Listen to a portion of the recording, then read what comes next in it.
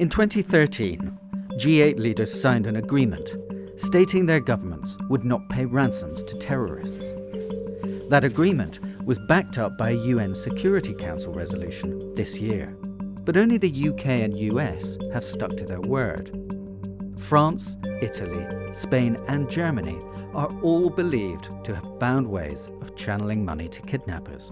We shouldn't pay ransoms to terrorists. We shouldn't let terrorists change our policy or our approach to this appalling problem of ISIS in Iraq and Syria. So should we pay ransoms or not? The obvious argument against payment is that it funds terrorist groups, allowing them to purchase more advanced weapons and to expand their operations. It also paints a target on the back of anyone else working in the region. Taking hostages becomes seen as a guaranteed cash return. Al-Qaeda is estimated to have made more than $125 million since 2008. According to the New York Times, the French government has paid more to Al-Qaeda than any other nation, some $60 million. It now seems clear that if you are French, Italian or Spanish, you are more likely to be targeted for kidnapping. There are fewer British and American hostages being taken, but when those hostages are taken, their chances of survival are far less. It seems clear that terrorists target citizens whose governments pay up. 17 of the hostages taken by al-Qaeda branches in the last 5 years have been French. Only 5 have been UK and US citizens. Government positions against negotiating ransoms don't stop families and private companies trying to raise money to free relatives or employees. In the case of James Foley, however, the family were threatened with prosecution if they did so. We were told that we might be prosecuted. Big deal. I'd rather be in a prison here than my son being in a prison over there.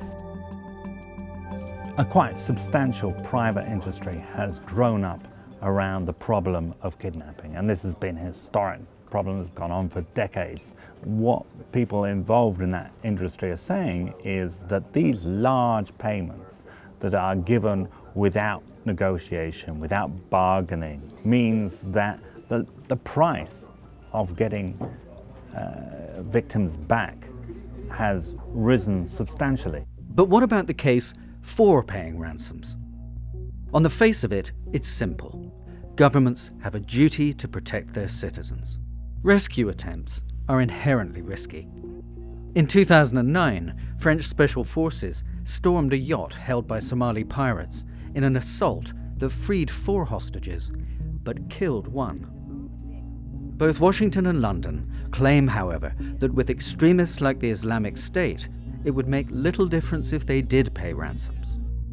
The combination of a critical lack of coordination between UN member states and an unregulated private sector contributes to a lucrative source of funding and a brutal tool for terrorists. It has also raised the risks for anyone working in the region to a potentially fatal level. 52 media professionals have been killed in the field this year alone. Yet, around the world, staff and freelance journalists alike remain dedicated to covering revolutions, insurrections, and wars.